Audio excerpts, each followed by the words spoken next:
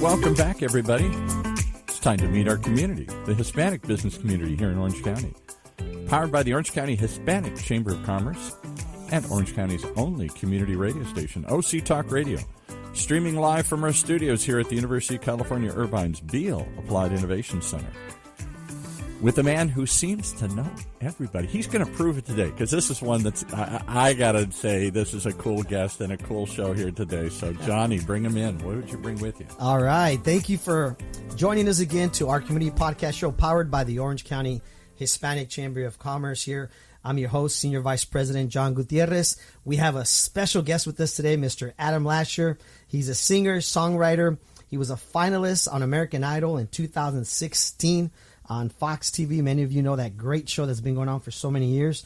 And, of course, he was just on stage with his uncle, Mr. Carlos Santana, the legendary guitarist in Las Vegas. He'll talk about that. And so let's welcome Mr. Adam Lasher. Thank you for being here, Adam. Hey, thanks for having me, John. How's it going? Good, good. And, of course, we want to thank you on behalf of our chamber because you've always supported our Estrella Awards Gala. Oh, yep. Yes, and you had a young lady performing with you last time, right? Did I have it last time? Or I think 2 times ago I couldn't make it, and so I had a girl cover for me. Oh, is that what it was? Okay. Yeah. Yes. Valeria Falcone.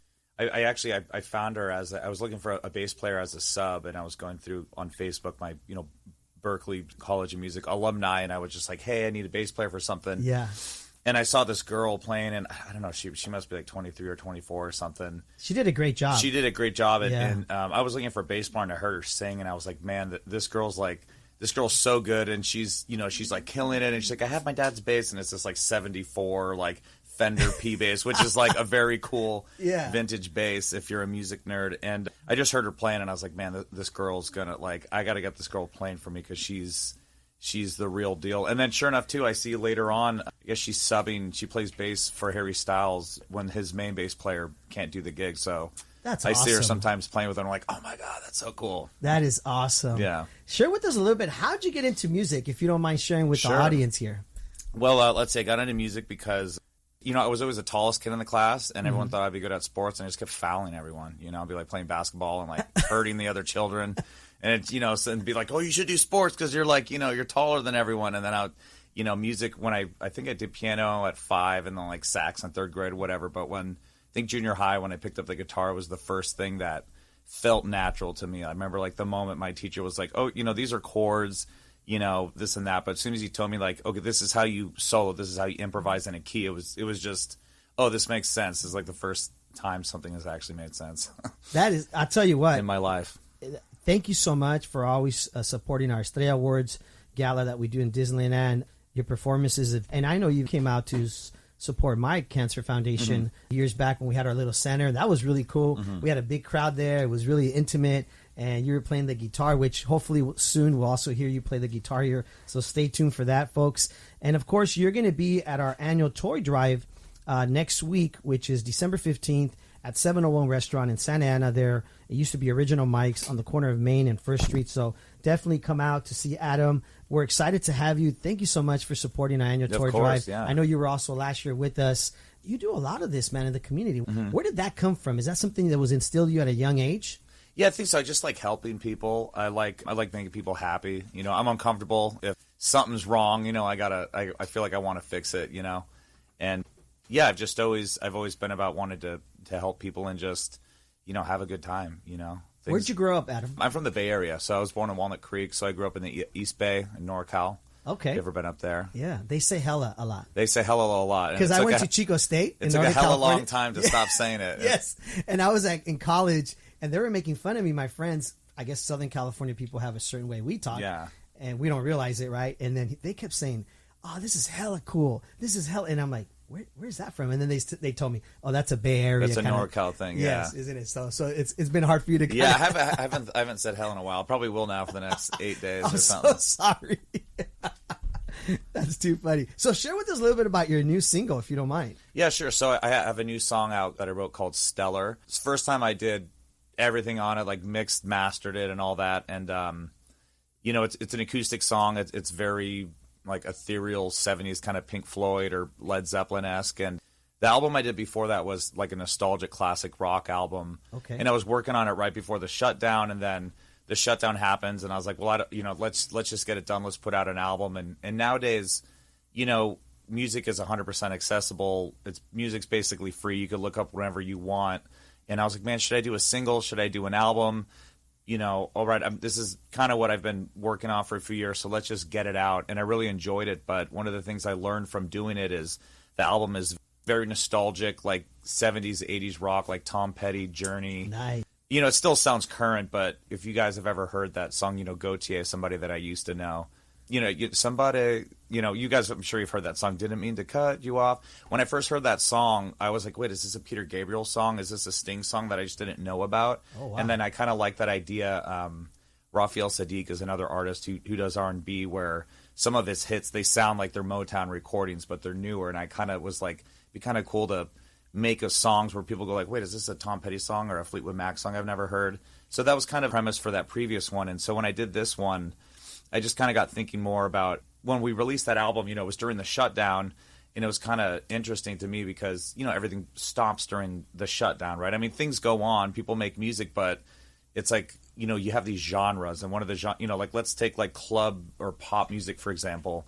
And I was really amazed that artist Dua Lipa had some songs, because it's like, oh, these are like club songs, but there's no clubs open right now. There's no dancing. I mean, when are you going to listen to heavy rock music if you're at the gym? The gym's closed. Mm-hmm. So when I came up with this other song, and also kind of during the shutdown, I kind of realized a lot of people, the music they're listening to, it's a little more ethereal, or it's more of like a mood. It's a vibe. A lot more music is a little more spacier, or it's just kind of for hanging out and lounging. And so I wanted to make something that was like less in your face, like we're going to go to a stadium and hear Bon Jovi, as opposed to I want to make a cool song that people are going to want to hear when they're camping or they're in the backyard with their friends. And so I was just trying to take the music in a different direction, as opposed to like, here's a drum beat, here's like a banger song. And I wanted to do something a little more deeper or spacier or out there. And so that's kind of what Stellar is. And the chorus of the song is, I'm like, wait, what's the chorus of my own song? I gotta sing it to know it. Here's what we'll do, just so for everybody watching and listening. We'll have Adam play some music later, but we're just trying to be cautious because we are live on YouTube, and we don't know if we'll get blocked because of the whole rights and everything. So we'll probably do it towards the end. So in the meantime, we'll obviously talk about all these topics, and then later on, I know you got your guitar here. I saw him warming up earlier, and it's great music. So we'll definitely get into that. Share with us a little bit about, you were recently in Vegas with your uncle, of course, Carlos Santana, which, for those of you that don't know, he's the legendary guitarist Carlos Santana. Even Paul here was a little shocked when he said, "What? You're the nephew of Carlos Santana?" I'm a big fan. Me too. What's that like? I mean, growing up, that's your deal, It's really, really hard, man. Really tough. Is it? No, not at all. It's like the coolest thing ever. Think of all the other, uncles I could have had. What's he like? I mean, really cool guy. Yeah. Really funny, really spiritual, really deep. And then also sometimes you're like, wait, is he being funny? Is he being deep? Is it both? Yeah. Is he just being himself? And I got to catch up with him and talk with him and stuff over the shutdown, but I actually really hadn't had a chance to see him or even sit in and play with him since before the shutdown. And I think there were 2 times I tried to come out to Vegas before where I think like he got sick or his son got sick, who plays in the band. He plays keys, my cousin Salvador. And then like my mom got sick, and I saw your cousin Salvador. Yeah, I saw his Instagram when you tagged him. Oh, yeah. He's a really cool dude, really talented keyboard Looks player. a lot like his dad. Yeah, and raps and plays drums. And but I think also, and then especially with, I don't know what it is for other acts, but I know for Carlos and just other people in general, if someone gets sick on the tour, someone else probably has it, and then it can just create this domino effect of shutting down. So it's like, even if they are going to do shows, it's not really worth having people hang backstage and sit in and this and that. So, last month was the first time I got to sit in with them and jam with him and the band and everything. So you knew ahead of time. It wasn't like you were there. No, I knew ahead of a time, like earlier that morning. I mean, I went to Vegas. I brought my guitar. To Vegas, but I never ask. And if he invites me up, like, of course we're gonna go have a good time. And And I think my stepdad manages them, and he was just. I think I went to visit my parents just because. I was like, why not get an extra? I had a few days off, so I was like, I'll go to Vegas, and they got my parents got a house out there. Nice. And Carlos does too, and so I was like, it's a lot easier to visit them there than San Francisco now. Yeah. And just the morning. I saw that video. That video was cool, man. Yeah, on stage, fun. You guys were like killing it. We've shared it a few times on social media. We'll continue to share because I think it's just great to see the fact that the same bloodline and how you're following, hopefully, right, those footsteps. If that's okay to share with people. Yeah. Is that how you feel that, hey, there's my uncle, he's at that level, and I obviously follow those footsteps? Yeah, and my grandfather was a mariachi violinist and singer, and I've said this before, he brought his family up from Mexico and supported a wife and 7 kids. And so I've always thought, like, okay, if my grandpa can support 7 kids and a wife, like, I should be able to pay rent singing and playing guitar. And I've always kind of had that mentality of they had it pretty hard. Exactly. Yeah, and then also too, even just that, like my real father who passed away when I was really young, and my stepdad, like I've always, whether someone had a big company or just a small company or whatever it was, at the dinner table, like I always grew up around entrepreneurs. So for me, it was, even if I wasn't going to do music, all the role models or the business role models in my life, they always ran their own company. Like I never was at the dinner table and someone was like, oh, I hate my boss. It's like, I am the boss. And, whether that you're a big boss or a little boss, and you're, selling sodas at the beach, like whatever it is, I've learned, like, okay, I want to be my own boss. Like whatever I'm doing, like I want to just be in control of my own business because that's what's going to make me happy. Now, I'm sorry to hear about your father, by the way.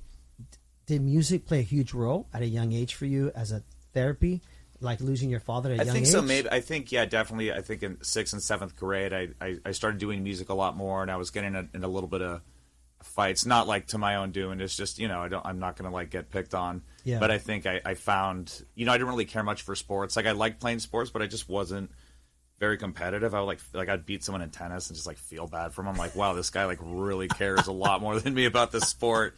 His dad's looking mad at him. Like, just let him win, like whatever. But then when it came to guitar, it was like, oh, this kid can play Stairway to Heaven and I can't. Like, oh, that's not going to happen. You play Stairway to Heaven? Yeah. Oh man, that's like one of my favorite songs. Yeah.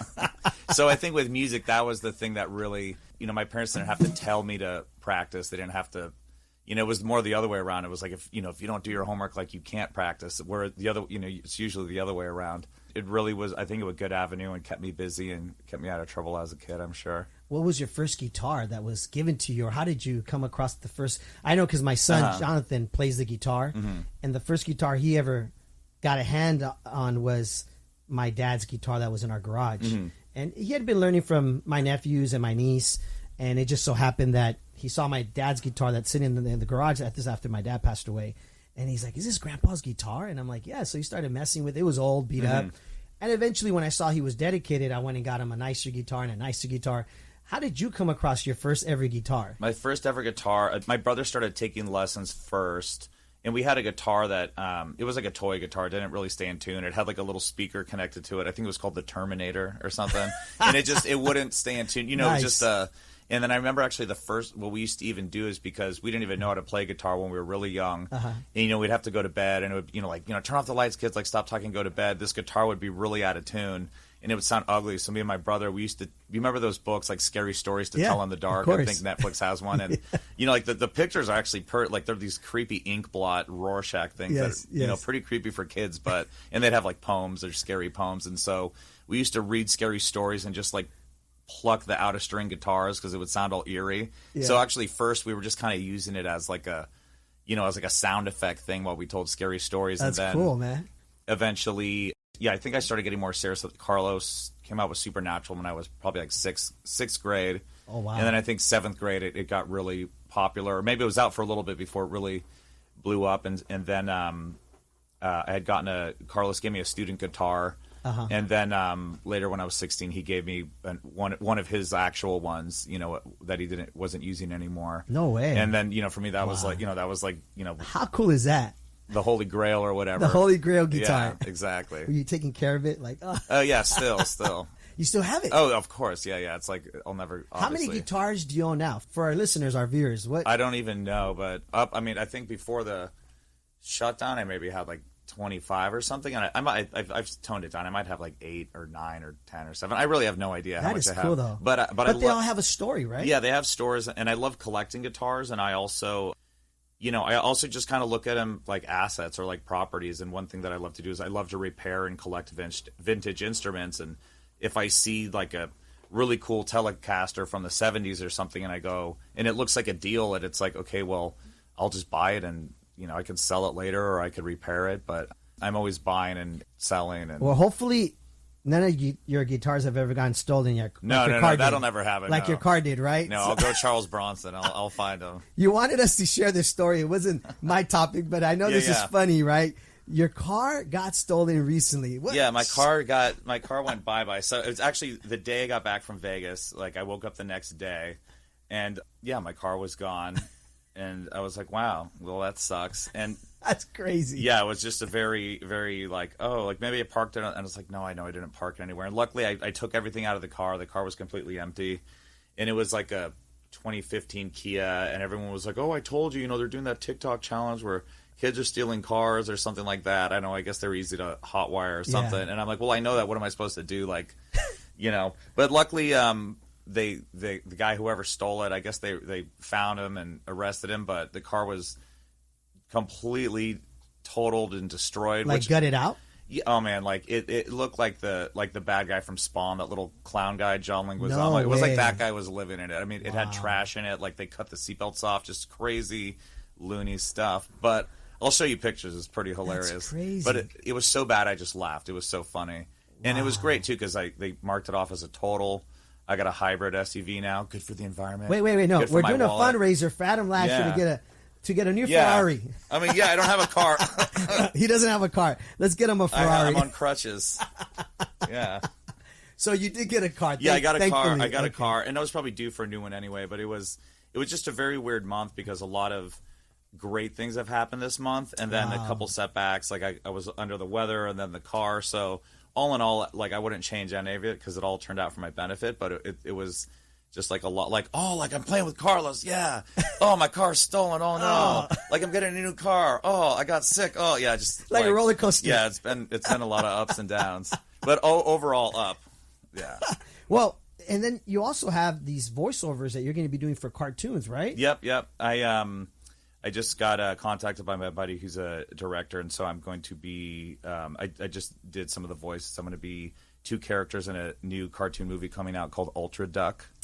Nice. My buddy's the director, Sean Patrick O'Reilly, and I've heard that someone's going to be starring in. I don't know if that's official yet. I know I told you, but it'd be really cool if that is the same person. Oh, okay. Yeah, we know he loves tacos. Yeah, he likes tacos. Artist. That's AKA Machete. Yeah, is what they call that's him. what I may have or may have not heard. A little duck told me. So yeah, I'm looking forward to that, and it's a character that I got to be in a previous film of his with Chevy Chase. It was like a Stanley production kids cartoon where I'm like a TV reporter, but I'm a red panda because it's an animal universe. Yeah. And I'm just like a TMZ type, annoying reporter, like, the one that's always on the TV or whatever. And, super happy to get to do that. I love doing voiceovers. I kind of got into it after I did American Idol. And can you share that story about American Idol? You shared earlier with us off the air how you got into the whole American Idol situation. Can you share the story with them? That'd be really cool. Because I think there's a lot of we have a youth chamber, and there's a lot of young kids that are obviously in college, coming out of high school. They're looking to pursue their careers, and that's really what we try to do here at the Hispanic Chamber of Commerce, both from a mentorship aspect to also businesses.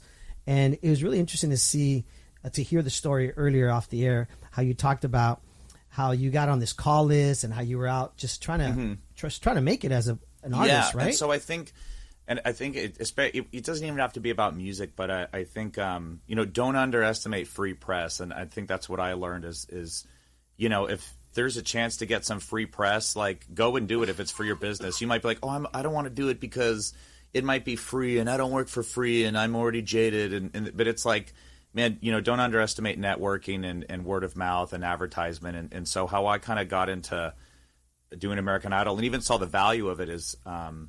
when I first came to LA, I was just signing up for anything, reality TV, dating shows, whatever. And as long as I could have my guitar and sing songs, I didn't care if I was paid or not. I just wanted... Just put your name out there? Yeah, and so the very first thing I did was The Voice, and I think it was the second season. They only showed me for like 20 or 30 seconds. I didn't get a team, boo-hoo. I had to sing a Nickelback song, boo-hoo. And, and then obviously at the time, whatever, it was like living in the hotels. You meet a lot of people and musicians and producers. And this is in Hollywood? Yeah, this is in Hollywood, okay. Yeah. And, you live in the hotels and whatnot. And so then after that, I was like a little jaded by it, but someone was like, "Oh, come on this show." They give out weddings to people. It was called My Fair Wedding. Kind of, where they build the dream home. It was like that, but they give out weddings. Yeah. And these people wanted a Kim Kardashian wedding, for a long-lasting romantic love or something. So, they're like, "Oh, do you want to do it?" And I was like, "Oh man, I don't know. Like, am I getting paid?" And they're like, "No." I was like, "I don't want to do it." And then I was like, telling myself, like, just shut up, just do it. Like, you're going to be on TV for free. Like, who cares? You're going to say no because you don't get $100 for the day or but it's whatever. Like you're building your portfolio, exactly, right? And what I realized is when I did it, technically, because I was on The Voice, even though I did not get a team, I was technically on it for like 28 seconds. My role on the show is like, you're going to audition, you're going to play this wedding, for these people. And so when they filmed it, they're like, oh, on air, they're like, this is Adam Lasher, and this is Adam from The Voice, because technically, I guess they could say that. And he only does high-end weddings in Beverly Hills. I'd never been to Beverly Hills, never played a wedding. But all the people that saw that show obviously didn't see me on The Voice. Or exactly. I had like a mohawk, and I was on for, 20 seconds. So you had a mohawk? Really? Yeah, it was a dark time. It was 2012. I got to Google that photo. Yeah. And so anyways, but then everyone who saw that was like, oh, I like that Adam Wedding Singer guy from The Voice. But they never actually saw me on The Voice. It's just because another show said that. Interesting. And then I realized, like, oh, like, you can just say things on TV. It's crazy, huh? And so then even when I was done with Idol, one of the years I did it, I forget, they're like one of like the people or, radio stations. But you were a finalist on Idol. Yeah, I was a finalist. I mean, let's not skip over that. Yeah, we'll get there. You were just on, Idol. I mean, you were a finalist. That's pretty crazy. But the value that I really saw in the advertising is even with that, I realized, they're like, oh, well, what are you going to do now that you're off of Idol? And I think like summer was coming up, and I was like, we're going to be doing a, when seniors graduate, they stay in the gyms all night so they don't, fly off bridges or whatever crazy kids do. So, I was just like, we're going to be doing a tour for, like senior grad night, around California. Like, and, we're booking them this and that, which wasn't true at all. I just said that. And then when I said that, schools call up and they go, hey, we heard you're doing grad nights. Can you do ours? Oh, and so, for anyone that's listening that has a new business or you're a musician, whatever it is, like, don't underestimate like networking and going on radio shows or just like putting your presence out there. Or throwing sound bites, right? Yeah, just anything. Like, just make yourself relevant in circles because you never know, someone else is gonna need you for something. And Paul has a comment here. Yeah. Well, I just want to announce that you're doing a musical talent show here on OC Talk Radio. Oh, okay, cool. I can tap dance. As long as we don't get blocked by YouTube. I can't tap dance, actually. So we're just putting that on the universe if anybody reacts to that here, right? My brother can tap dance, actually. Can he? Yeah. Oh, wow. He probably won't like me telling people, but he doesn't want people to know. My brother's a dancer. And, is it just you and your brother? Yeah, me and my brother, yeah. Okay. I have two stepbrothers, but I grew up with my brother. Oh, and okay. It's funny. He played piano and stuff. He still plays guitar for fun, but it's funny. Like, he's like a really good dancer. I mean, he could do like the MJ moves and all that stuff. Really? And I'm just gonna stay on the guitar. That's not my. Bring him out Thursday. Have him dance. I might. Yeah. You want to play some music, Paul? What do you think? Play some music. Let's play some. Okay, cool. Do you mind? Is that cool? We even set him up with a little. We got a little mic here. He's gonna grab the guitar. Watch out. This is the real deal. We don't have a long enough headphones mic cord for him here, but we got a couple minutes left here. Again, folks, real quick, as Adam gets set up here, Adam will be playing at our annual toy drive next Thursday at 701 Restaurant in Santa Ana on the corner of Main Street there and First Street, which used to be Original Mike's. It's been rebuilt, really beautiful restaurant. And Adam has been so nice to be able to come out, make some time for us. And our toy drive, of course, we gathered thousands of toys for kids in the community. And we also help a couple orphanages in Mexico. But we also help a lot of kids here in shelter homes. So thank you, Adam, for doing that. We really appreciate it. Yeah, sure. And thank all of our sponsors. Thank you so much for supporting. So here we go. Let's see what you got, Adam. We really appreciate you being here. This is a song he wrote especially for you. And this is for you. I'm going to look into your ojos. Whoa. Honey, He's looking straight at me. Just kidding. This is something. All right. All right. This one's what should I do? Let's do Stellar. This is a new one I made. If you like it, guys, it's on iTunes, Spotify. Let's support. Come on, let's go get it on iTunes. Okay. Here we go.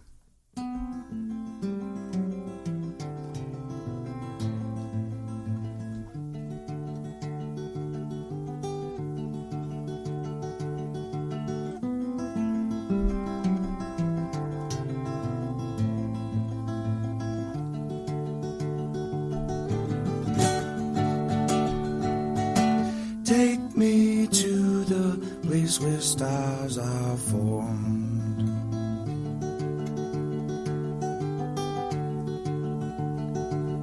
Is it up above or maybe down below?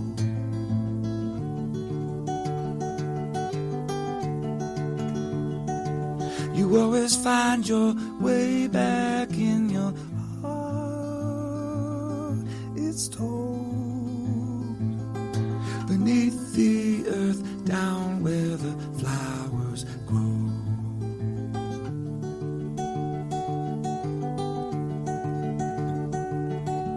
You are more than fleeting stars are not for keeping, they burn.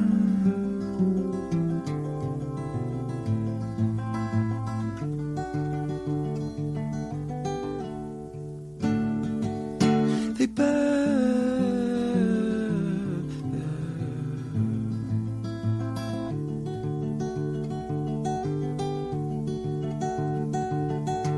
Take me to the place where dreams are born.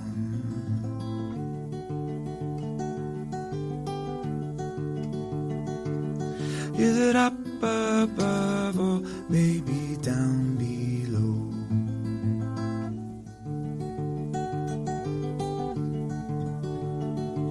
You always find your way back in your heart.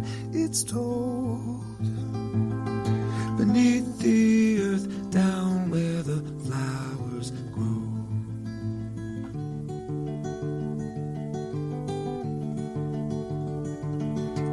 You are more than fleeting stars are not for keeping, they burn.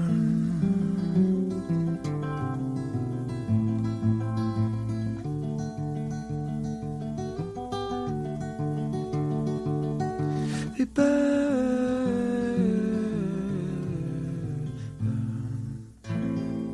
Wow. That Thank is you. awesome. Cue the applause there.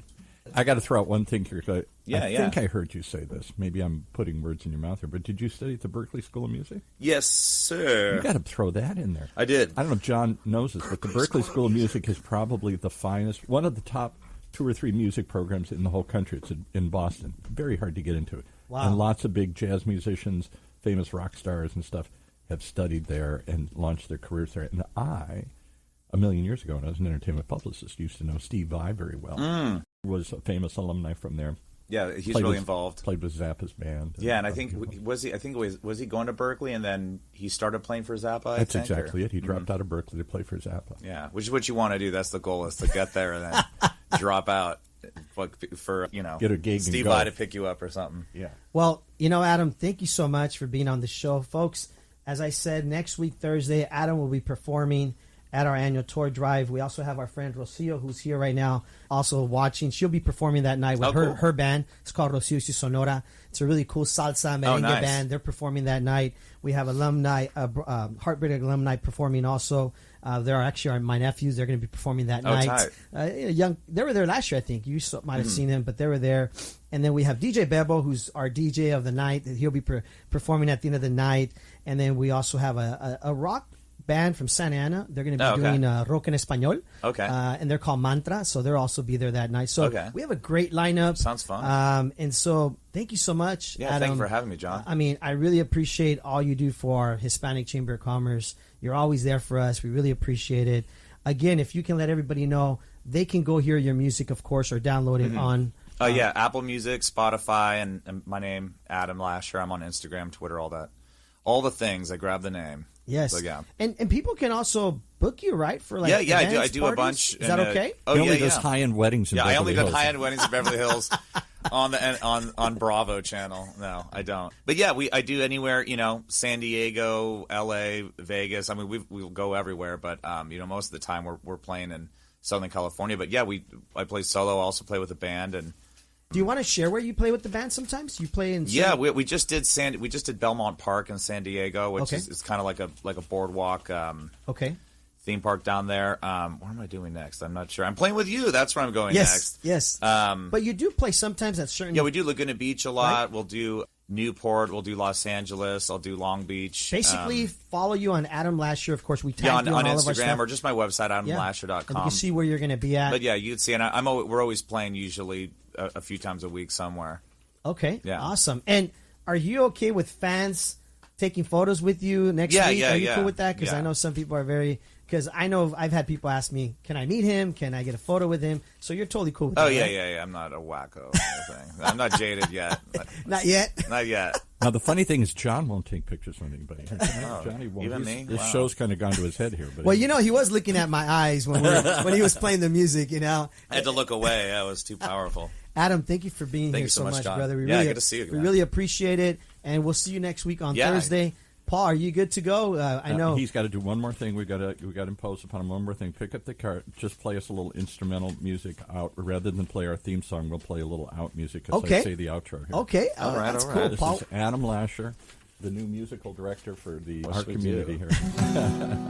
You're going to take us out on the show. Take us out. All right, so come up with kind of a little driving, a little kind of little driving kind of music here. There we go.